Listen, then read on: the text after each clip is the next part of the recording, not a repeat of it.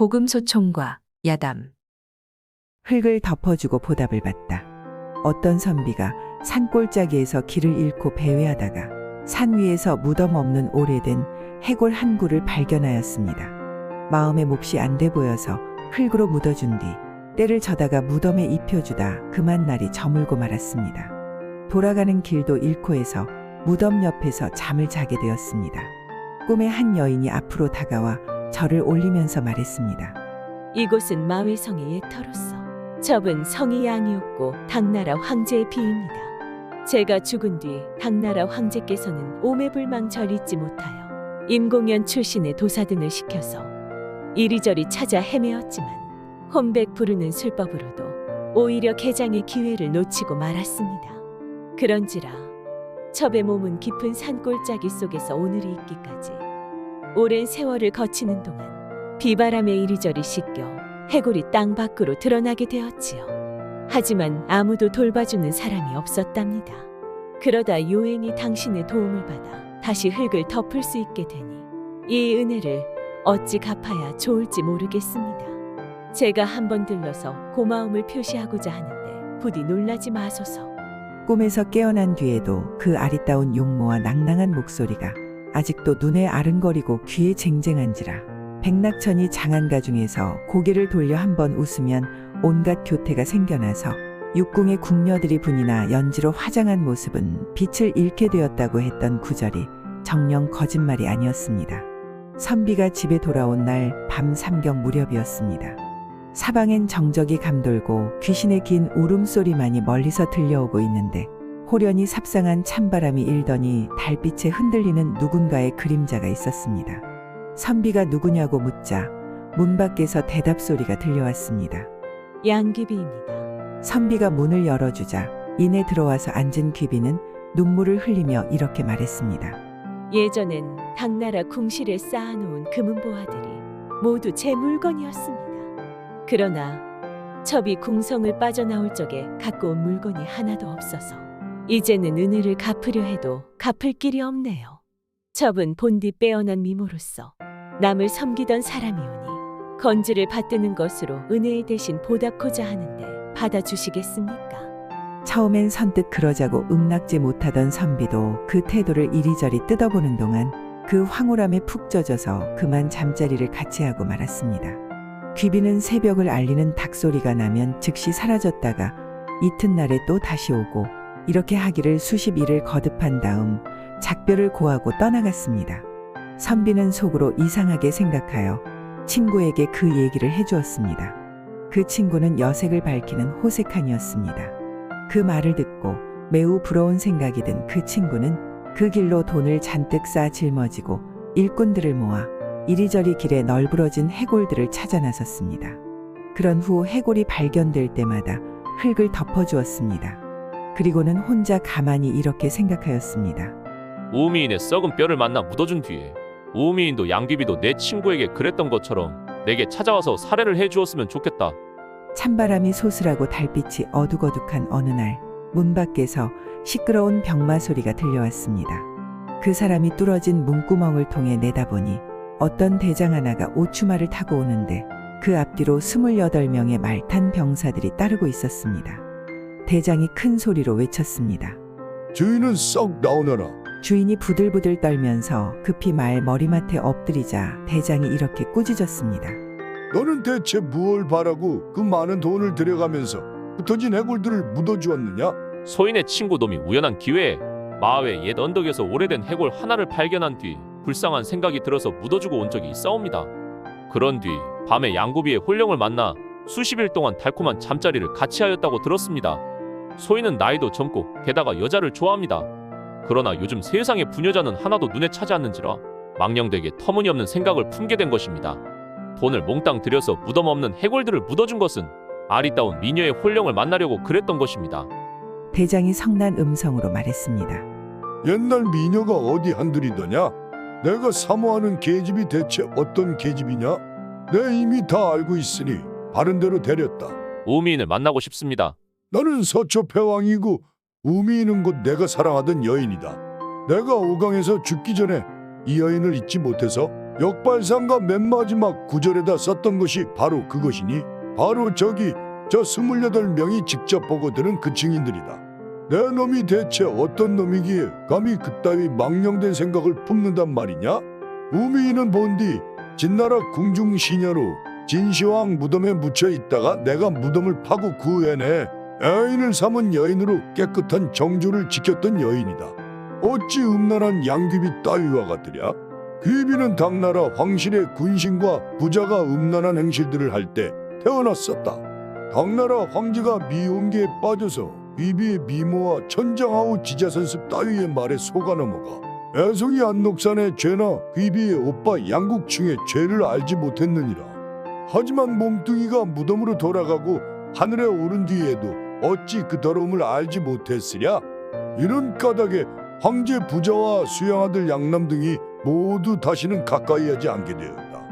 양귀비는 지금 주인 없는 물건이 되어서 헛되이 울부짖는 마의 언덕의 귀신이 되었은즉 지금 내 친구와 동침하는 것을 당나라 황제가 본다 하더라도 필시 고개를 숙이고 피해갈 것임에 분명하다. 그렇지만 우미인은 나와의 수견이 채 끝나기도 전에 불행히도 하늘이 날 저버려서 유방에게 천하를 빼앗기는 일을 너무나 빨리 당하게 되었은즉 천추만세에 또 다시 너 따위에게 우미인을 빼앗기겠는가? 이후엘랑 다시는 그 따위 망령된 생각을 품지 말지어다. 이렇게 말한 뒤 무리들을 이끌고 가버렸습니다. 방에 들어간 그 사람은 등에 식은땀이 줄줄 흐르고 한참 동안을 숨을 못 쉬다가 다시 깨어났습니다. 얼마쯤 있다가 일꾼 3명이 와서 아뢰었습니다. 암흑의 산 깊은 계곡 속에 오래된 해골 하나가 있사온데 뼈가 엄청 크고 색깔이 푸른 비단인 하얀색인 걸 보면 남자의 뼈인 듯합니다. 어떻게 할까요? 그 사람이 말했습니다.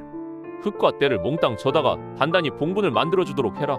그리고 어제 일을 떠올리며 말했습니다.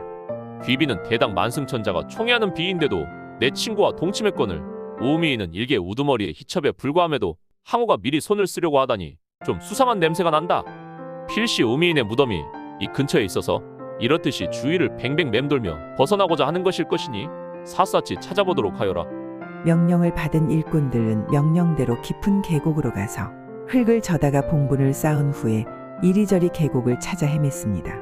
이날 밤 삼경 무렵 기계가 당당하고 의관을 훌륭하게 차려 입은 한 사내가 집신을 신은 채 마루 위로 성큼성큼 올라오더니 방 안으로 냉큼 들어와 앞에 꿇어앉으면서 말했습니다.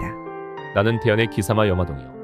한나라가 망한 뒤로 내 무덤이 무너져 내려 아무도 돌보는 사람이 없었는데 이제 유행이 군자께서 덕을 베풀어 사람을 시켜 흙을 덮어주니 감격스럽기 그저없소이다. 그래서 사례로 이걸 주고자 하오. 이렇게 말하면서 황금 100냥을 꺼내주었습니다. 그 사람이 사양을 하며 한참 동안 서로 실강이를 벌이고 있는데 심부름하는 아이가 들어와 아뢰었습니다. 어제 왔던 황 장군이 다시 찾아왔습니다. 항우가 주인아, 내가 끝까지 내 말을 안 듣고 사람들을 시켜서 우희의 무덤을 찾더란 말이냐?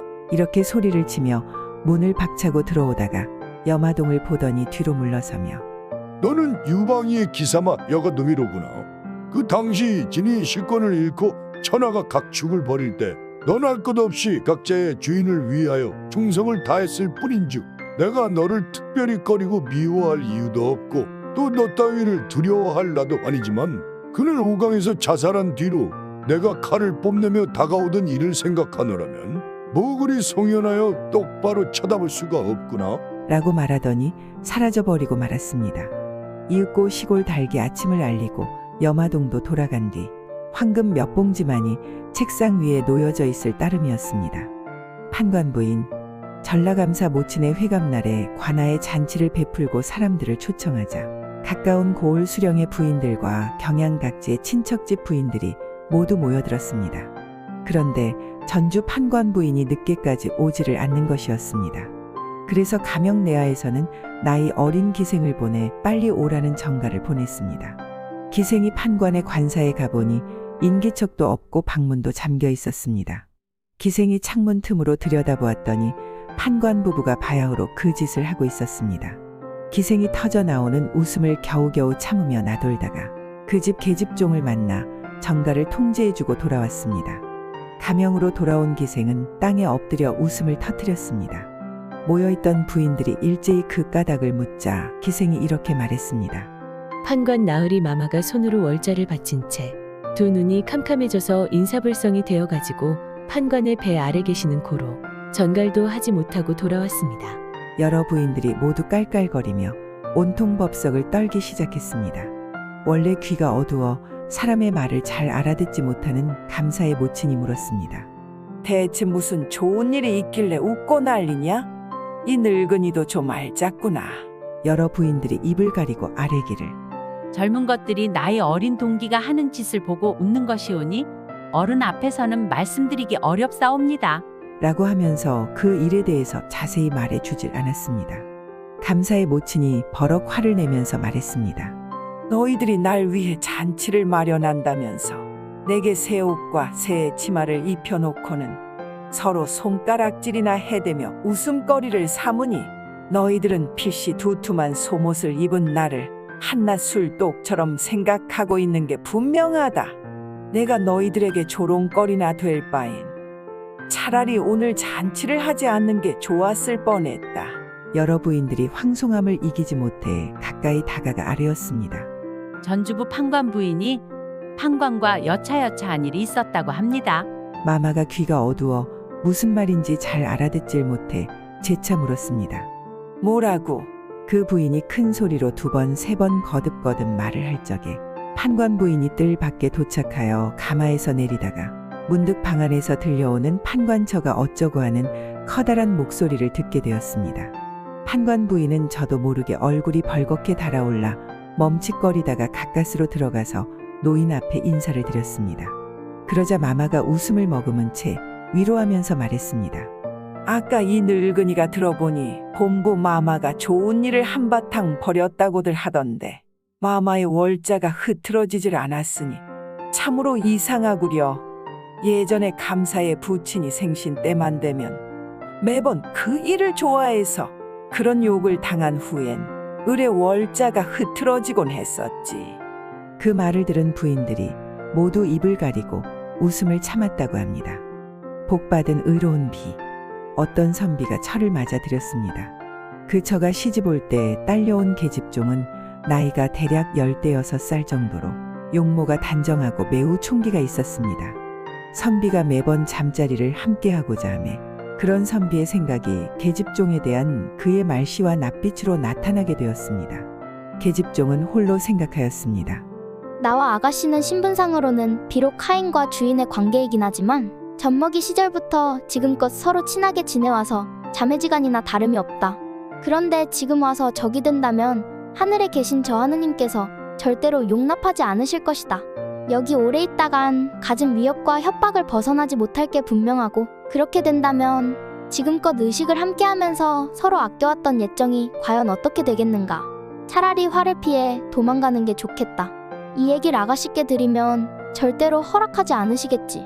이윽고 남자 옷으로 갈아입고 몰래 집을 빠져나온 그녀는 길에서 주막집 노파를 만나게 되고 그 집에 남자가 없는 걸 알게 되자 거기서 고용살이를 시작하였습니다. 그녀는 매사에 말할 수 없이 영리했습니다. 몇 해 딸 후 여자란 걸 알게 된 주막집 노파는 여자 옷으로 갈아입힌 후 그녀를 친딸처럼 아껴주었습니다. 다시 몇 개월이 지났습니다. 과거 보러 가던 사람이 그녀의 미모에 반해서 주막집 노파에게 결혼을 간청하게 되었습니다. 노파가 이 사실을 알리자 그녀가 말했습니다. 제가 비록 떠돌아다니다 이곳에까지 오긴 했지만 원래는 양반집 처자입니다. 가난한 선비의 처가 됐으면 됐지 부귀한 집안의 첩이 되지는 않을 것입니다. 과거 보러 가는 선비 또한 혼인을 하지 않았던 까닭으로 곧바로 혼인이 이루어지게 되었습니다. 과거 보러 가던 선비는 다행히 과거에 합격을 한 다음 그 처를 거느리고 가 높은 벼슬을 역임하고 아들 셋을 낳은 후 죽었습니다. 그 뒤에 세 아들이 잇따라 과거에 올라 모두 이름이 명원의 반열에 있게 되었습니다. 하루는 그 형제들이 서로 이야기를 나누었습니다. 아무개는 어찌 당록에 가합하며 아무개는 어찌 지장에 가합할까? 아무개가 홍문관 벼슬아치로 가합한다. 듣고 있던 그들의 어머니가 말했습니다. 너희들의 지체를 가지고 어찌 감히 다른 사람들을 논평한단 말이냐? 그동안 집안 사람들의 이목이 많고 번거로워서 내가 말을 못했었다만 오늘은 마침 며느리들도 곁에 없고 하니 말을 하마. 나는 아무 고을에 살고 있는 이 생원댁의 아무개 양반의 종으로서 이름은 아무개인데 이 생원의 누이 동생이라고 거짓말을 했지. 이렇듯이 지난 일들을 말한 뒤 주인을 생각하며 눈물을 흘렸습니다. 마침 그때 도둑놈이 마루 밑에 숨어 있다가 그 사연을 자세히 듣고 혼자 중얼거렸습니다. 늘 위험을 무릅쓰고 남의 재물을 훔쳐다가 근근히 배를 채우기보다는 차라리 이 일을 이생원에게 일러 바쳐 속량한 돈을 나눠 갖는 것이 훨씬 더 낫겠다. 얼른 그곳으로 가 말을 잘해서 돈 한 보따리 짊어지고 오자. 도둑이 이생원을 찾아가 그 사유를 자세히 말하자 이생원은 반갑게 맞아주며 기뻐서 어쩔 줄을 몰라 하였습니다. 절대로 아무한테도 말하지 마라. 곧 하이른 뒤 즉시 택일하여 서울로 출발하였습니다. 도둑에게 말을 끌게 하고 아들로 하여금 배행하는 척하다가 큰 강가에 이르러 몰래 도둑을 물에 빠뜨리게 함으로써 입막음을 했습니다. 그런 뒤 서울로 들어가 그 집을 찾아갔습니다. 이름을 댄 뒤 하인에게 말했습니다. 나는 너희 댁 대부인의 오랍이다. 하인이 들어가 아랜 뒤 돌아와서는 즉시 안으로 모셔 들어갔습니다. 남매가 서로 만나 한바탕 눈물을 흘리고 그동안 막혔던 회포를 푼 뒤 생질과 생질부 등과 수인사를 나누었습니다. 그 집에 머문 지 몇 달 만에 주인이 전조에 청탁을 넣어 감역의 벼슬을 하게 해주었습니다. 며칠 동안 그 일을 맡아 하다가 벼슬을 그만두고 고향집으로 돌아갔습니다. 그러자 생질 중 재상 벼슬을 지내고 있는 자가 집과 논밭을 사주고 그 고을 사또와 관찰사에게 부탁을 해서 대접을 잘하게 하매 그 지체와 영광이 도내에서 으뜸이었습니다. 무릇 이생원이 누이 동생이라 불러주고 관직을 얻고 치부를 한 일은 노부인이 천한 이름을 싣고 마음 가볍게 양반 행세를 하면서 살도록 시혜를 베푼 것이라 하리니 다행이라고 하겠습니다. 내 어미를 써라. 북산 밑에 한 부자가 재산을 잘 굴려서 넉넉한 재산을 배경 삼아 스스로 풍류객이 되었습니다. 날이면 날마다 친구들을 모아다가 감으로 지새웠고 은여며 침기며 명창들이 없는 날이 없었는데 어떤 가난뱅이가 밤낮 없이 찾아와 편지를 대필해 주기도 하고 이것저것 일을 돕기도 하였습니다. 하루는 중병에 걸린 주인을 여러 아들들이 곁에서 모시고 있을 때 주인이 그 아들들을 불러 말했습니다. 내가 학행은 부족하지만 재산은 많은지라 지금껏 허구한 날 놀기 좋아하는 무리들과 가무 창기들을 뒤쫓아 다니는 걸로 일을 삼고 가야금이니 바둑이니 풍류로서 작업을 삼아왔으니 너희들이 보고 배운 게 뭐가 있겠느냐? 내 나이 칠순의 병세가 위독하여 더 이상 회생할 가망이 없을 듯하구나. 아직은 재산이 넉넉하니 내가 죽거들랑 3년상을 치른 뒤 너희들 하고 싶은 대로 실컷 즐기도록 하려무나. 너희가 꼭 알아둬야 할 것이 있어서 지금 말을 할 터인즉 필기구를 가져오도록 하여라. 눈물을 뚝뚝 흘리고 있던 아들이 명령을 받들고 나가 그 길이가 수십 장에 이르는 호남 간지를 셋으로 잘라서 이어 붙여내온 다음 또 강진양으로 만든 벼룻집을 받들어내왔습니다. 아들은 병석 옆에 엎드린 채 배곡으로 만든 두꺼비 연적을 기울여 팔신공목을 간 뒤 커다란 상모피를 들고 진나라, 총나라의 해서체 및 행서체로서 부친의 말을 대기하였습니다. 부친이 말했습니다. 큰 글자로 내의원이라고 큰 제목을 잡아라. 그리고 작은 글씨로 여러 의녀들의 이름을 쭉 써라. 아무개, 아무개. 그렇게 불러서 쓴 이름이 거의 40~50명에 다다르자 그 부친이 말했습니다. 큰 글자로 상의원이라고 제목을 잡고 작은 글자로 침선비 이름을 써라. 아무개, 아무개. 이렇게 해서 또 70~80명의 이름을 쓰자 또 말했습니다. 큰 글자로 제목을 잡고 공주라고 써라. 해민서라고 써라. 또 이렇게 해서 작은 글자로 아무개, 아무개라고 써서 다시 그 숫자가 수백 명을 넘게 되었습니다. 그런 뒤 또 다시 말했습니다. 큰 글자로 중부, 서부 등 오부를 제목으로 잡아라. 그런 다음 다시 주탕이 은근자의 이름을 아무개 아무개 하고 수백 명 쭉 쓰게 했습니다. 또 형조, 경조부라고 크게 쓴 뒤 작은 글씨로 여자종의 이름 수백 명을 쓰게 했습니다. 그런 뒤 한참 동안이나 말이 없다가 다시 큰 글자로 거주지 모름이라고 쓰고 뒤에 이어 중간 크기의 해서로 지시한 사람 이름이라고 써라. 라고 한 다음 다시 그 밑에다 작은 글씨로 앞에서처럼 수백 명의 이름을 쓰게 했습니다. 그리고는 큰 글자로 팔도로 제목을 잡게 한 뒤 중간 크기의 해서로 각 읍의 이름을 쓰게 하고 그 밑에다 무수히 많은 이름들을 깨알같이 쓰게 했습니다. 가난한 자가 말없이 보고 있다가 탄식해 말했습니다. 누군들 주인 영감의 호의호식을 부러워하지 않으려면 부자 되긴 오히려 쉬워도 몇 천 명씩이나 되는 기생을 손끝 하나로 오라가라 하다니 이는 진실로 왕 장군의 창고지기의 행락 따위와는 비교가 안 되는구먼. 금세에는 가망이 없다지만 나도 다음 생에 이 세상 사람으로 다시 태어나게 되면 호의호식만 할 것이 아니라 저 사람처럼 꽃밭 행락도 할 수 있었으면 좋겠다. 주인 영감이 죽은 뒤 그 가난뱅이도 또한 병상에 눕게 되었습니다. 임종이 닥치자 그는 아들을 불러 종이와 먹을 준비해서 앞에 엎드리게 하였습니다. 그런 다음 내가 사랑했던 창기들의 이름을 받아 적어 두거라. 라고 말을 한 뒤 한참이나 말이 없다가 이렇게 불러주었습니다. 광통교 부근에서 나를 돌아다 본 여자. 아들이 받아 적고 나서 시간이 한참이나 흐른 뒤에 이렇게 말했습니다. 내 애미 이름을 써라. 그리고는 말이 없었습니다. 그 이야기를 들은 자들이 배를 움켜쥐고 웃었습니다. 걸음밭에 예쁜 꽃, 얼굴이 못생긴 어떤 상놈의 처가 잠옷 얼굴이 아리따웠습니다. 그녀에게 반한 이웃 소년이 정을 통할 때마다 그녀의 손을 쓰다듬으며 이렇게 꾀었습니다. 너 같은 절세 미녀가 어떻게 저렇듯이 못생긴 자하고 같이 사느냐.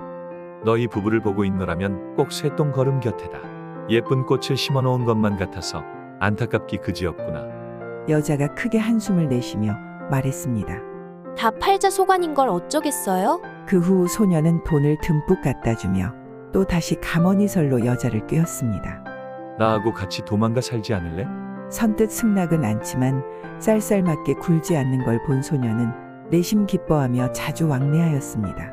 하루는 찾아가 집 문을 열었더니 여자가 못생긴 남편과 함께 방에 누워 있었습니다. 추남이 물었습니다. 서방님께서 어떻게 이런 누추한 곳까지 찾아오셨습니까? 엉겁결에 생이 둘러대었습니다. 듣자하니 너희 집에 모란꽃이 있다기에 옮겨 심을까 해서 찾아왔노라. 소인집에 무슨 볼만한 화초가 있겠습니까? 그리고 설사 있다 손치더라도 지금 같은 오랜 가뭄에 어떻게 옮겨 심는다는 말씀이신지요? 여자가 멈칫거리더니 미소를 머금은 채 말했습니다. 걸음밭의 꽃은 비가 안 와도 옮겨 심는데요. 이미 여자의 마음이 기울었음을 간파한 소녀는 집에 돌아가 초가집 한 채를 사서 몰래 여자에게 준 뒤 그녀와 함께 동거를 시작했습니다. 하루는 잘 때 여자의 등을 어루만지면서 내 고운 살결이 전보다 좀 야위었구나. 라고 했더니 여자가 대답하기를 가뭄에 옮겨와서 그래요. 라고 했습니다. 두 사람은 크게 웃음을 터뜨렸습니다. 뒤에 한 친구가 보내온 고기와 술로 회를 만들어서 함께 술을 마시는데 여자가 미처 씻지 못한 손으로 술을 따라 올렸습니다. 생선 비린내가 코를 찌르자 소년이 웃으며 한마디 하였습니다. 넌 왜 그렇게 깔끔하지 못하냐? 여자가 대답했습니다. 똥걸음 같은 년이 어찌 깔끔하겠어요? 소년이 말했습니다. 우리 두 사람이 더할 나위 없이 서로 아끼고 사랑하는 터에 아직까지도 내 말에 가시가 박혀 있으니 행여 옛날 놀던 곳을 못 잊어서 그러는 건 아니겠지? 여자는 웃음을 머금었습니다. 아비로 손님을 접대하다 연안에는 원래 기생이 없었는데 황해감사가 돌을 순시할 때 그곳 부사가 아비를 곱게 차려입혀 수청을 들게 했습니다. 또 부사의 대부인은 연꽃을 매우 좋아해서 연꽃이 피기 시작하면 그 꽃이 다 질 때까지 날이면 날마다 남대지로 꽃구경을 가곤 하였습니다. 이런 까닭으로 관속들과 백성들 사이에 민폐가 없을 수 없어 원성이 시끌시끌하였습니다. 서울의 사대부들이 그 소문을 듣고 저마다 깜짝 놀라며 조롱을 하였습니다. 대간이 상소를 올려서 논박을 하려고 하자 이 소식을 한 발 먼저 들은 부사가 한 재상집에다 하소연하는 글호를 써서 아들 편에 보냈습니다. 그 재상은 그 대간과는 대를 이어 사귀어온 정의가 두터운 데다가 바로 이웃에 살면서 작은 일도 서로서로 들어주는 각별한 사이였습니다. 연안 부사의 아들이 재상을 뵙고 편지를 올리자 재상이 말했습니다. 이 일은 나도 들어서 잘 알고 있는 일이다. 무릇 상년이 너무 잦아서 민폐가 있다고는 하지만 이는 곧 부모를 위한 맘에서 나온 일인지라 괴이할 것이 없다고 하겠지만 사사롭게 계집종을 보내 기생 대신 손님을 접대케 한 일에 이르러서는 그 모양새가 관찰사에게 아첨하려 한 듯한지라 사람들의 시비가 당연할 듯하구나. 너희 집은 어찌 이렇듯 채통을 모르느냐? 내가 암흑의 대간과는 과연 정분이 서로 서먹한 사이가 아니니 지금 불러들여서 한번 못하도록 말려보마. 하지만 그 양반이 이미 상소문에 초안을 제출하여 그 내용을 아는 사람들이 많은지라 들어줄지 어떨지는 알 수가 없구나. 이렇게 말한 다음 사람을 시켜 대간을 모셔오게 했습니다. 이윽고 문지기가 들어와서 아뢰었습니다. 암흑의 대간께서 납시었습니다. 재상이 소년을 병풍 뒤에 숨게 한 다음 대간과 이야기를 주고받았습니다. 대간이 말했습니다. 연한 사또는 본디 남행인이 문사들과는 차이가 나겠지만 아무리 그렇더라도 어떻게 일개 고을 사또 하나 감당을 못한단 말입니까? 관찰사를 접대할 적에 기생이 없으면 통인을 시켜 수청을 들게 하는 것이 관례건을 구차하게 아비를 시켜서 기생 대신에 접대케 하다니 그 마음 씀씀이나 하는 짓이 간특하기 짝이 없습니다. 또 대부인이 상년을 좋아하는 일 있을 수 있는 일입니다. 그러나 그렇다고 하더라도 한두 번도 아니고 날이면 날마다 싸지머지고 쏘다녀서 이것저것 조달하는 행렬이 도로에 끊이질 않게 되자 관속들과 백성들의 원망을 사는 지경에까지 다다랐던 겁니다. 그런데도 연한 사또는 그런 걸 알면서도 가나질 않았습니다.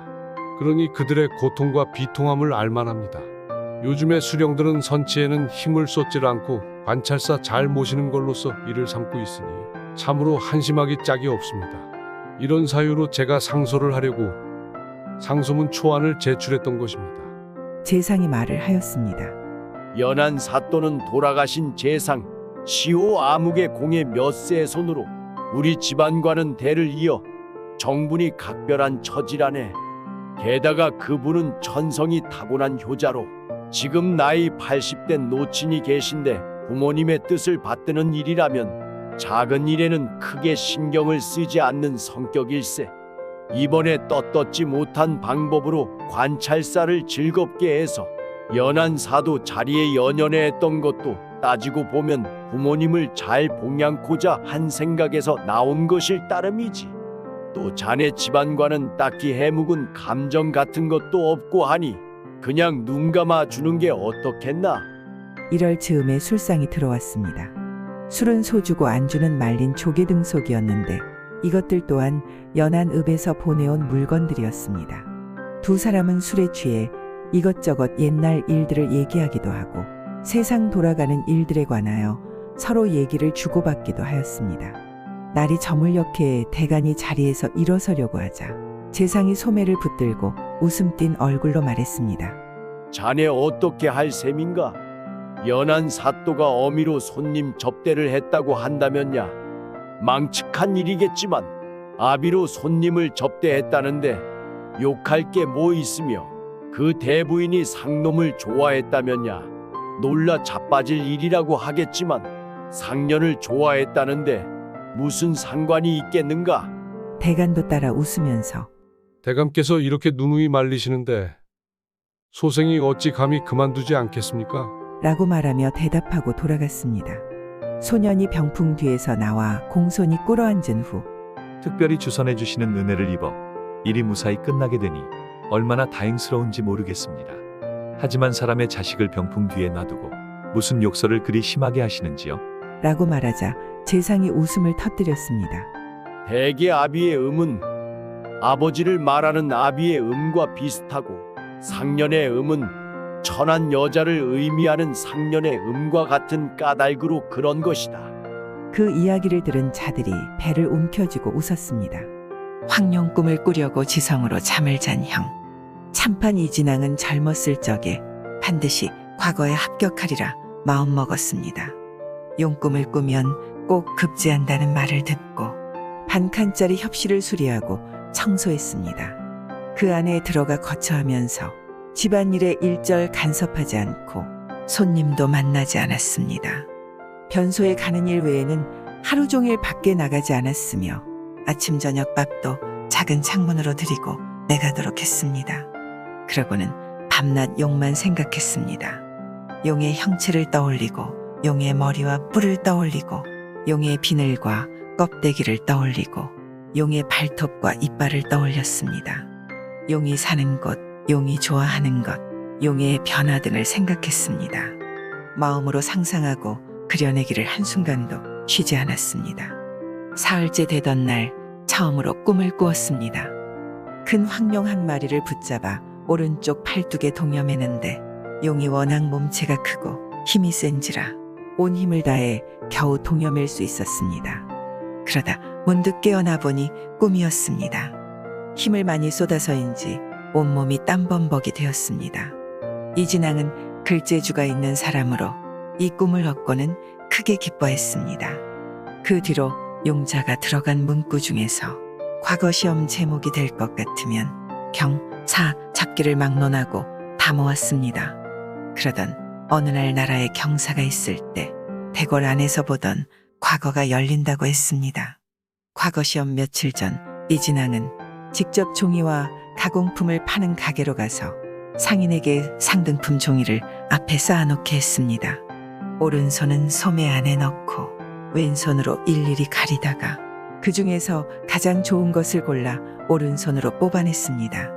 그리고 형제는 한 몸과 같으니 동생이 과거 시험에 쓸 종이를 내가 어찌 함께 골라주지 않을 수 있겠나.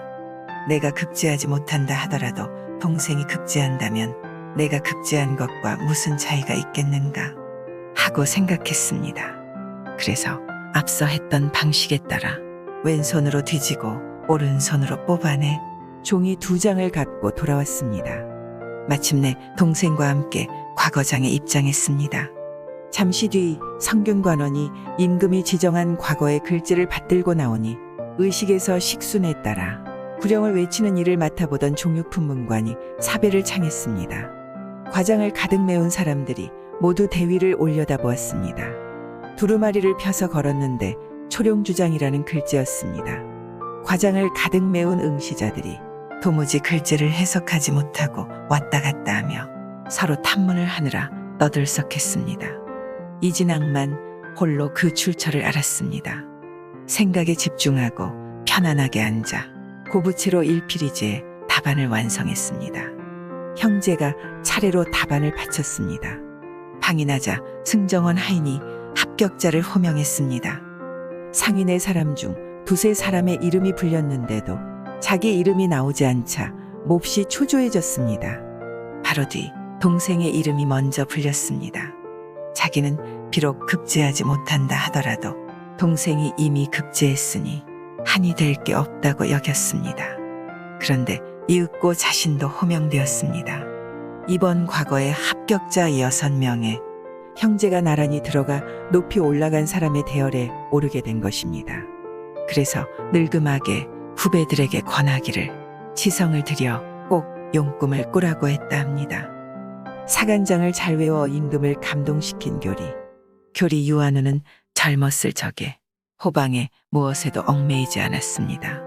관하게 잡다한 일을 처리하는 사람으로 시험을 보려 했습니다. 어느 날 밤 시경 소화편의 이름을 외우고 급제하는 꿈을 꾸다 깨어났습니다. 그때 동임이 와서 내일 시험이 있다는 소식을 전했습니다. 유한우는 크게 놀라고 또 기뻐했습니다. 자리를 박차고 일어나 옆에서 자고 있던 종을 발로 차서 깨우고는 명했습니다. 어서 큰 사랑채에 가서 관대와 사물을 가져오너라. 큰 사랑채 문은 이미 닫혔고 나리께서 이미 취침하셨는데요. 그래도 청지기를 불러 얼른 가져오너라. 마침내 종이 그것들을 가져왔습니다. 또 큰집 정승댁의 종을 보내 어사화를 가져오게 했습니다. 자기는 관대를 입고는 가는 노끈으로 어사화를 모자에 묶어서 썼습니다.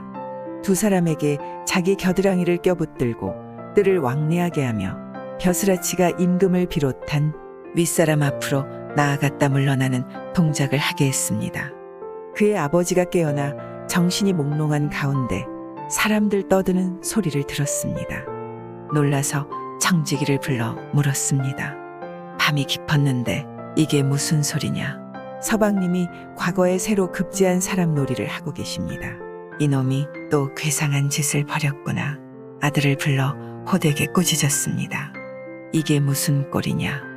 무슨 괴상한 소리를 내고 있는 것이냐? 유한우가 꿈의 조짐과 내일 과거를 시행한다는 명이 내린 것을 언급하며 대답했습니다. 이번 과거에는 반드시 급제할 것 같기에 기쁨을 이기지 못하고 과거 급제 놀이를 했습니다. 아버지가 버럭 화를 내며 꾸짖었습니다. 내 놈 몰지각한 꼴이 집안의 재산을 몽땅 털어먹는 남봉꾼에 가깝구나. 평생 책상을 마주해서 글 한자 읽지 않고 어처구니 없게 놀아나며 세월만 보낸 놈이 과거에 합격하기를 바라다니. 그래도 일단 시경의 사간장이라도 외워보도록 해라.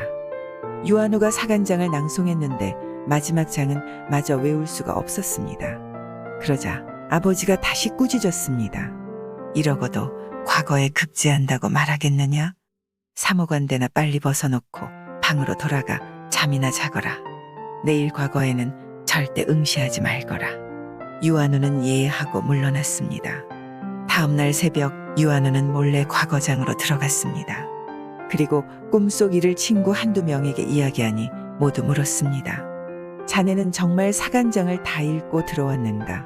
마지막 장은 다 외우지 못했다네.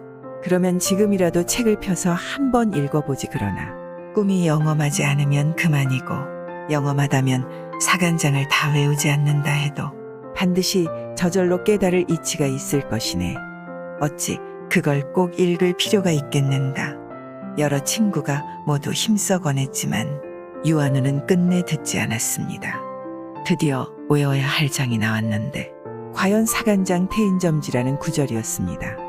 유한우는 혼자 더욱 기뻐하며 자부심을 갖고 마침내 그 구절을 거침없이 외웠습니다. 마지막 장에 점점 가까워지자 임금이 손으로 책상을 치면서 크게 칭찬했습니다. 잘한다. 잘한다. 다 외울 필요도 없다. 어서 찌를 거두도록 하라. 그래서 마지막 장을 외우지 않고서도 임금이 특명을 내려 과거에 급제한 사람과 똑같은 자격을 주었습니다. 아침에 아버지는 아들이 과거에 응시했다는 말을 듣고 근심과 탄식을 그치지 못했는데 방군이 방을 전하기 위해 크게 보고하는 소리를 듣고는 온갖 의심과 염려가 들었습니다. 유한우가 대궐에서 나와 집으로 돌아왔습니다. 집안 문객들이 밖으로 나와 영접했습니다. 유한우는 말 위에 올라탄 채 그 면면을 손가락질하며 말했습니다. 내가 사간장 마지막 장을 외우지 못했어도 과거에 급제했노라. 서도 재물을 많이 실어보내준 평안감사. 옛날 한 선비가 과거를 보러 성균관 근처의 마을로 갔습니다. 집주인은 때마침 다른 곳에 나갔고 안에 혼자 있었습니다. 사방을 둘러보니 아무도 없어서 음탕한 마음이 일어났습니다. 그녀를 잡아 끌어당기며 정을 통하자고 간절히 말했습니다. 그녀는 주인과 손님의 도리 때문에 차마 소리를 질러 거절하지 못하고 억지로 하자는 대로 했습니다. 얼마 뒤 남편이 대문을 지나 마루에 올랐습니다. 방문을 열고 들어오려 하자 선비는 급히 여인의 치마로 그녀의 몸을 덮었습니다. 그러고는 남편을 돌아보며 눈을 깜박하고 손을 내저었습니다. 남편은 선비의 뜻을 헤아린 듯 문을 닫고 물러나며 중얼거렸습니다. 나같이 노숙한 사람이 어찌 다른 사람의 기색을 살피지 못하겠는가. 그러고는 대문을 나서서 어디론가 가버렸습니다. 선비는 꺼릴 것이 없어져 마음대로 즐겼습니다. 볼일이 끝나자 선비는 바깥으로 나가 머물렀고 여인은 이웃집으로 갔습니다. 그 사이 남편이 돌아왔는데 아내가 오는 것을 보고는 맞이하며 말했습니다. 당신 그 사이에 어디 갔다 이제야 집으로 돌아오는 것이오. 옷감을 만드는데 이웃 사람 손을 빌리러 갔지요. 마침 그 사람이 다른 곳에 나가 있어서 돌아올 때까지 기다리느라 늦었어요. 남편은 이상하게 여기지 않았고 더 이상 다른 말도 하지 않았습니다. 얼마 안 있어 선비는 급제했고 몇 년 뒤 평안감사가 되었습니다. 남편이 크게 기뻐하며 말했습니다. 가명에 가서 재물을 좀 구해오겠소. 여인이 웃으며 말했습니다. 당신이 간들 무슨 물건을 얻어올 수 있겠어요? 남편이 성을 내며 말했습니다. 내가 얻어오지 못하는데 당신은 얻어올 수 있단 말이오. 내가 가면 반드시 얻어올 수 있습니다. 남편은 아내의 말을 듣지 않고 말을 빌려 타고 떠났습니다. 가명에 다다라서 감사를 찾아갔으나 별로 반가운 기색이 아니었고 창고지기를 시켜 밥이나 주라 했습니다. 다음 날은 노자를 주며 어서 돌아가라 했습니다. 남편은 분하고 또 분했습니다. 아내를 볼 면목이 없었습니다. 작별 인사도 하지 않고 달려와 집에 도착하자마자 큰 소리로 감사 욕을 했습니다. 분노가 솟구쳤습니다. 아내가 맞이하며 물었습니다. 무슨 물건을 얻어왔어요? 남편은 감사가 옛날 안면을 무시하고 냉담하게 군 사실을 모두 이야기했습니다. 그러자 아내가 웃으며 말했습니다. 내가 말하지 않았나요? 당신이 100번 간다 해도 아무것도 얻어오지 못할 거라고 말이에요. 내가 가야만 얻어올 수 있어요. 남편이 화를 내며 대꾸했습니다. 그렇다면 당장 내일 가보시오. 다음 날 그녀는 행장을 마련해 평양의 가명으로 떠났습니다. 문지기를 시켜 들어가게 해달라고 부탁하니 즉시 불러들였습니다.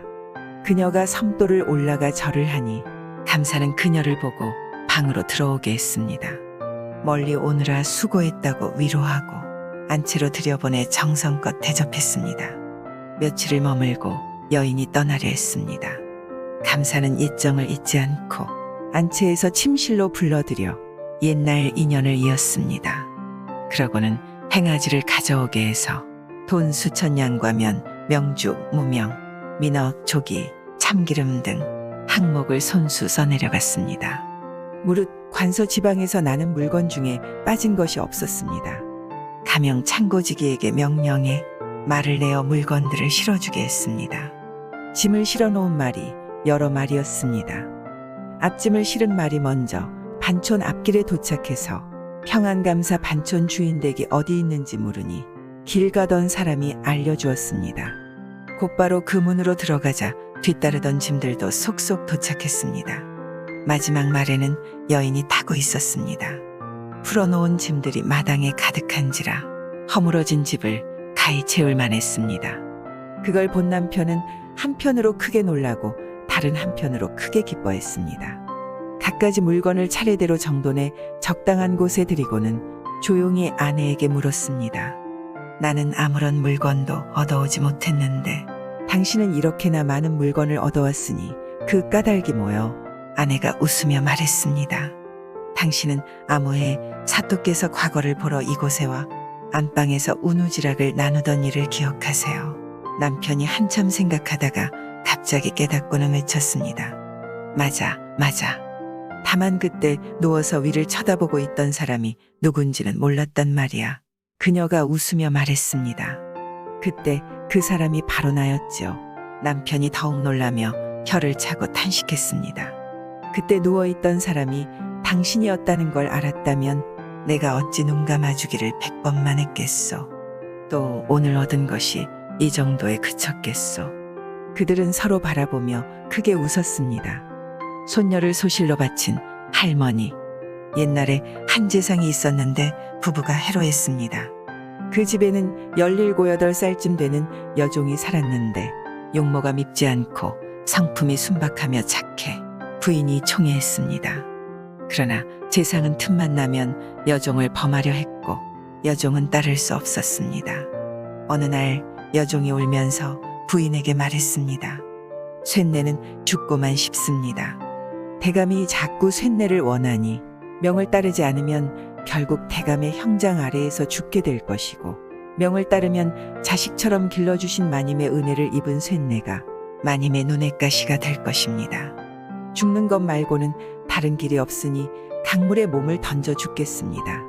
부인은 그 마음을 불쌍히 여겨 백은과 청동비녀, 귀걸이 등을 옷가지와 함께 써주며 말했습니다.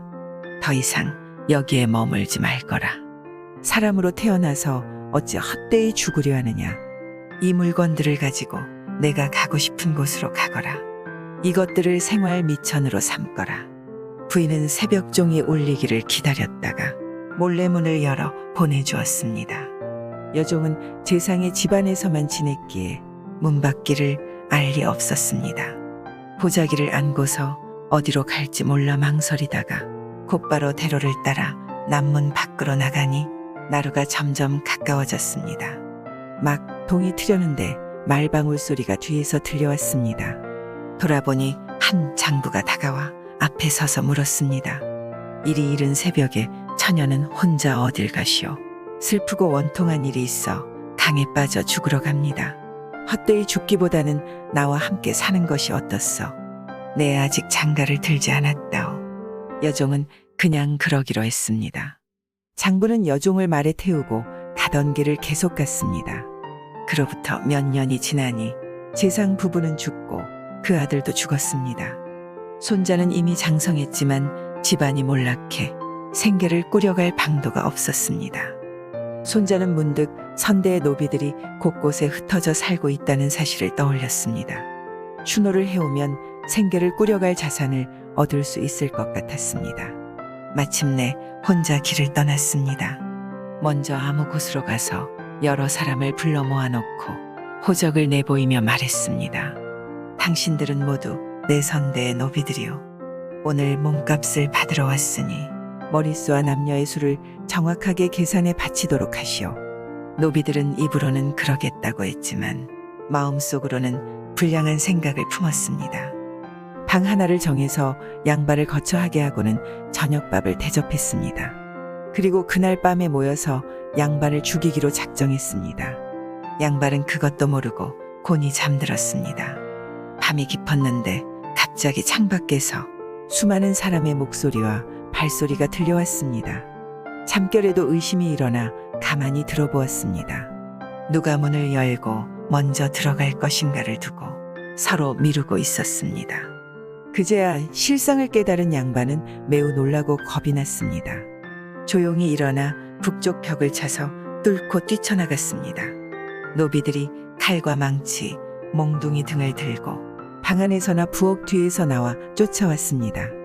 도망쳐 살아날 길이 없는 듯 했는데 울타리 낮은 곳이 있어 뛰어넘었습니다. 그때 갑자기 호랑이 한 마리가 나타나 양반을 물고 갔습니다. 노비들은 양반이 호랑이에게 물려가자 서로 쳐다보며 기뻐했습니다. 우리가 손을 쓰지도 않았는데 호랑이가 그놈을 물어갔으니 어찌 하늘의 뜻이 아니겠는가. 걱정거리가 완전히 사라졌구나. 호랑이는 양반을 물고 갔지만 그의 옷 뒷깃을 물고는 몸을 들어올려 등에 실었을 뿐이었습니다. 하룻밤 동안 몇 리나 갔는지 몰랐습니다. 한 곳에 다다르자 멈춰서서 양발을 내려주었습니다. 몸의 상처는 전혀 나지 않았지만 정신이 나가 있었습니다.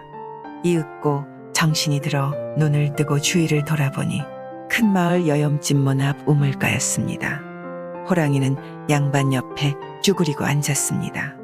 먼동이 트니 우물가 집의 사람이 물을 길러 문을 열고 나왔습니다. 어떤 사람이 땅 위에 누워있고 큰 호랑이가 그 곁을 지키는 걸 보고는 깜짝 놀라 달려 뛰어들어가면서 호랑이가 나타났다고 연이어 외쳤습니다. 그 집안의 늙은이와 젊은이가 일제히 몽둥이를 들고 나왔습니다. 호랑이는 여러 사람이 몰려오는 것을 보고서야 일어나 하품을 하고는 천천히 자리를 떴습니다.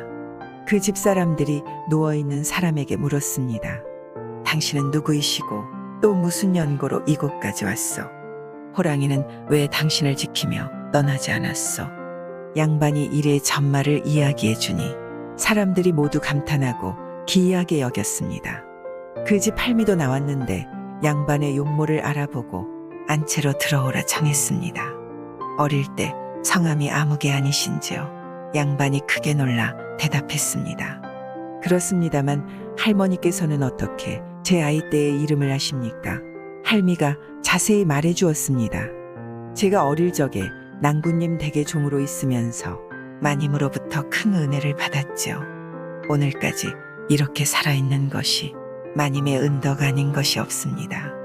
제 나이 70이 되었지만 하루라도 그 은혜를 잊은 적이 없었죠. 다만 한양과 이곳의 거리가 아득히 멀어 그곳 소문을 들을 수 없었답니다. 오늘 뜻밖에도 낭군님이 이곳에 오셨으니 이는 하느님이 저에게 옛 은혜를 갚게 하신 것입니다.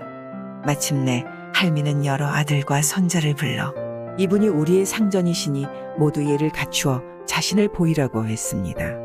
또 북창을 열고는 여러 며느리를 불러 일일이 현신케 했습니다. 성찬을 갖춰 바치고 새 옷도 지어 입혀 며칠을 머물게 했습니다. 할미의 아들들은 건장하고 호탕하며 오만하고 풍채도 좋았습니다. 거기다 재산도 많으니 한 고을을 호령하는 자들이었습니다. 갑자기 생각지도 않게 어머니가 일개 떠돌이 거린을 상전이라 부르게 하고 자기들을 그 종으로 삼게 하니 분기가 탱천했습니다. 시골 사람들 사이에서도 수치스러운 일이 되었습니다. 그렇지만 어머니의 성격이 엄하여 그 뜻을 감히 어기지는 못하고 마지못해 일단 명을 따랐습니다. 양반이 할미에게 말했습니다. 내가 집을 떠나온 지 오래되었네. 하루빨리 돌아가야겠네. 모름지기 내가 빨리 돌아가도록 해주게나. 그러자 할미는 며칠 더 머문다고 무슨 일이야 생기겠습니까? 하고 밤이 깊어지기를 기다렸습니다. 아들들이 잠에 골아떨어진 것을 확인하고 나서 양반의 귀에다 대고 속삭였습니다. 낭군님께서도 우리 아들들의 기색을 보셨죠. 저놈들이 제 명이라 마지못해 겉으로는 순종하는 척하지만 그 마음은 헤아릴 수가 없답니다. 도련님이 단신으로 돌아가신다면 도중에 반드시 화를 입게 될 것입니다. 쇠내에게 한 가지 계획이 있으니 따라 하시겠습니까? 무슨 계획인가? 쇠내에게 손녀 하나가 있습니다. 나이는 16살이고 얼굴도 예쁩니다. 아직 혼처를 정하지 않았는데 손녀를 낭군님께 드리려 합니다. 어떠신지요? 양반은 갑자기 이 말을 듣고 황당하기도 하여 대답을 하지 못했습니다. 쇠내의 말을 따르시면 살아서 돌아가실 수 있지만 따르지 않으시면 분명 목숨을 보존하시기 어려울 것입니다. 제가 옛 주인님의 은혜를 잊지 못해 이런 계획을 꾸몄건만 어찌 들어주시지 않습니까? 그러자 양반이 허락했습니다. 다음 날 할미가 아들들을 불러 말했습니다. 내가 아무개를 상전님께 바치려 한다. 너희는 오늘 밤에 홍구를 마련해라. 명을 어기면 가만두지 않을 테다. 아들들은 한마디도 하지 못하고 이해하며 물러났습니다.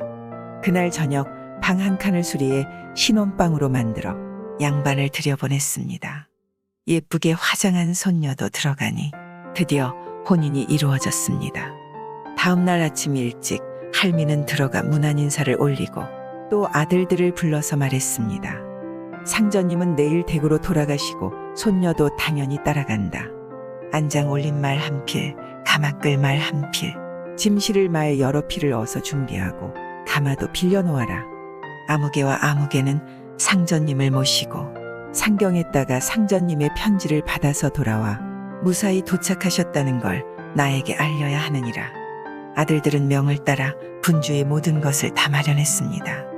마침내 한양으로 출발했습니다. 친구와 옷, 약간의 엽전까지 실었습니다. 양반은 편안하게 무사히 도착해서는 편지를 써서 돌아가는 편에 붙였습니다. 그 뒤 해마다 사람을 보내 안부를 물어왔는데 할미가 죽을 때까지 계속했습니다. 진범을 잡은 이름난 점쟁이 전주 읍내에 한 과부가 살았습니다. 어느 날 밤 어떤 사람이 그 집에 몰래 들어가 과부의 머리를 잘라갔습니다. 날이 밝았는데도 과부의 집이 인기척도 없이 적막한 걸 이상하게 여긴 이웃은 집 안으로 들어가서 방문을 열어보았습니다. 과부의 머리는 잘려나가 없어졌고 방바닥에 피가 낭자했습니다. 이웃은 크게 놀라 고발장을 제출해 관가에 알렸습니다. 고을원이 가서 시신을 조사해보니 정말 고발장의 내용과 다름없었습니다. 없어진 머리를 찾으려 핏자국을 살펴보니 문 밖에 혈점이 있었습니다. 혈점을 따라가 보니 서쪽 담장 아래에서 그쳤습니다. 서쪽 집에 들어가 두루 살펴보니 그 집 담장 아래에 과부의 머리가 떨어져 있었습니다. 깊은 밤에 변이 일어났고 구석진 곳이라 집주인조차 알지 못한 것입니다.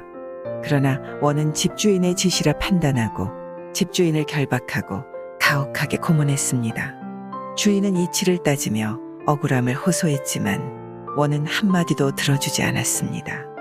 혹독한 신문이 거듭되고 몇 달이나 삼엄하게 갇혀 있었으니 주인은 죽을 지경이었습니다. 주인에게는 두 아들이 있었습니다. 그들은 아버지의 억울함을 참을 수 없었습니다. 반드시 흉악한 범인이 있다고 확신했지만 그자를 색출할 길이 없어 서로 의논했습니다. 봉산 땅 유은태가 나라에서 알아주는 점쟁이라는데 가서 물어보자. 복채와 노자를 넉넉하게 마련해 말 한 마리를 끌고 봉산 점쟁이 유은태의 집을 찾아갔습니다. 사정을 자세히 말하고 범인을 잡아 아버지의 억울함을 풀어주기를 간곡히 청하며 복채를 내놓았습니다. 점쟁이가 말했습니다. 오늘은 이미 늦었으니 내일 날이 밝으면 점을 쳐주겠소. 다음 날 맑은 새벽 점쟁이는 깨끗하게 씻고 도포를 입고서 마루에 올라 앉았습니다. 화로에 불을 지피고 상 하나를 앞에 두었습니다. 큰 병풍으로 둘러싸고는 그 안에서 향을 피우고 주문을 외우니 점괘 하나를 얻었습니다. 한참 동안 풀이를 하고는 나와서 두 사람을 불렀습니다. 지금 당장 고향으로 돌아가되 집에 들어가지 말고 곧바로 서남쪽 샛길로 가시게. 70리쯤 가면 왼편으로 갈라진 오솔길이 나올 걸세. 그 길을 따라가면 아래쪽에 수십 이랑의 산밭이 나타날 것이고 그 아래로 수십 보를 가면 몇 칸짜리 오두막집이 있을 걸세. 낮에는 산밭에 몸을 숨기고 있다가 날이 저물면 그 집 울타리 뒤에 잠복하게. 반드시 알만한 일이 있을 것이네. 두 아들은 그 말을 따라 급히 돌아가 집에는 들르지 않고 곧장 서남쪽 길로 70리쯤 달려갔습니다. 과연 길 왼편에 아주 좁은 지름길이 있었습니다. 그 길로 걸어가니 과연 산밭이 나왔고 산밭이 끝나는 곳에 초라한 외딴 집이 있었습니다.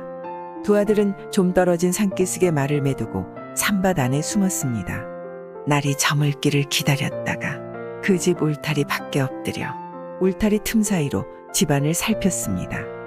한 사나이가 화롯가에 앉아 불을 밝히고 신을 삼고 있었고 아내는 방가운데서 등잔불을 걸어두고 실을 잡고 있었지만 서로 아무 말도 하지 않았습니다. 두 사람은 울타리에 귀를 대고 정신을 집중해 말소리를 엿들으려 했습니다. 한참 뒤 사나이가 일어나 하던 일을 멈추고 불을 끄고 방으로 들어가면서 아내에게 기뻐하며 말했습니다. 이제 걱정 안 해도 되겠다. 아무개가 나 대신 고문을 여러 번 당해 거의 죽게 되었다지. 이 말을 들은 두 사람은 울타리를 젖히고 뛰어들어갔습니다. 사나이를 끌어내 단단히 결박하고는 말을 끌고 와 말등에 태웠습니다. 떨어지지 않도록 여러 번 묶고는 말을 빨리 몰아 광가뜰로 가서는 외쳤습니다. 소인 아버지의 억울함을 뼈저리게 느꼈는데 이제야 그 흉악한 놈을 잡아왔나이다. 고을원은 놀라면서도 반가워했습니다. 즉시 사나이를 잡아가두라고 명령했습니다. 위엄을 갖춰 엄하게 신문하니 매를 한 대도 때리지 않았는데 낱낱이 죄를 고백했습니다. 소인은 이웃집에 살던 짐승의 가죽으로 물건을 만드는 사람이나이다. 과부를 흠모해 여러 번 유혹했지만 응해주지 않았죠. 그래서 화가 치밀어 과부를 죽였습니다. 그 머리를 서쪽 집으로 던져 죄를 뒤집어 씌우려 했습니다. 이제 모든 게 탄로났으니 더 이상 여쭐 말이 없나이다. 이에 재판의 조서가 이루어졌고 서쪽 집 주인도 풀려났습니다. 암행어사 여동식, 참판 여동식이 경상우도 암행어사였을 때입니다. 진주에 이르러 어쩌다가 종자들과 헤어지게 되었습니다. 날이 저물었는데 마땅히 투숙할 곳도 없었습니다. 때마침 길 옆에 한 초가집이 있어 문을 두드렸습니다. 주인이 나왔는데 양반이었으며 아직 관을 쓰지 않은 젊은이였습니다. 이곳에서 묵어갔으면 하는 뜻을 전하자 젊은이는 곤란해하는 기색 없이 허락했습니다. 젊은이는 여동식을 방 안으로 모셔 정성껏 대접하고는 자기 누이를 돌아보며 저녁밥을 지어 올리라 했습니다. 밤이 되자 젊은이는 윗간에서 손님과 함께 자고 노인은 아랫간에서 잤습니다. 말과 행동, 대화하는 것을 살펴보니 젊은이의 사람 됨됨이가 기특했습니다. 남매가 같은 방을 쓰면서도 예의에 따라 남녀가 분별을 하는 것이 엄격했습니다. 속으로 가상하게 여기고는 물었습니다. 이미 나이가 들었는데 어찌 장가를 들지 않는가? 가난하니 다른 집들이 혼인을 원치 않습니다. 앞마을 부잣집과도 혼인말이 오고 갔지만 역시 제가 가난하다는 이유로 약속을 어기고는 다른 부잣집과 혼약을 맺었습니다. 내일이 바로 혼례일이죠. 누이도 아직 혼처가 없는가? 마찬가지로 혼처가 없습니다. 어사는 이 남매가 혼기를 놓치고 있는 것이 안타까웠습니다. 또 가난하다고 혼약을 깨뜨린 앞마을 부자가 괘씸했습니다. 다음 날 곧바로 그 집으로 가서 밥을 구걸했습니다. 대문이 거대하고 뜰도 엄청나게 넓었습니다. 차이를 높이 치고 음식도 성대하게 차려 알록달록한 병풍으로 둘러싸서는 신랑이 오기만을 기다리고 있었습니다. 빈객들은 마루를 꽉 메웠고 종들은 마당에 가득 찼습니다. 솥과 조그마한 밥상, 그릇 등이 버려져 있었습니다. 삶고 지진 어육으로 성찬을 갖춰 차례대로 마루로 올렸습니다. 그때 갑자기 걸개기 소란을 피웠습니다. 주인이 종들을 불러 그를 쫓아내라 했습니다. 잠시 쫓겨나갔다 다시 들어온 어사는 크게 외쳤습니다. 이처럼 성대한 잔치에 음식을 흐르는 물처럼 낭비하면서도 어찌 굶주린 가난한 사람의 배 한 번 불려주지 못한단 말인가. 계속 소리를 지르며 섬돌 아래까지 다가가니 주인이 몹시 귀찮은 듯 종에게 명령해 한 상 간단히 차려주라고 했습니다.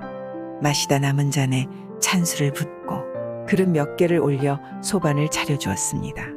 그 사이 어사는 재빨리 마루로 올라가 빈객들의 끝자리를 비집고 들어가서는 양반을 박대한다며 욕을 했습니다.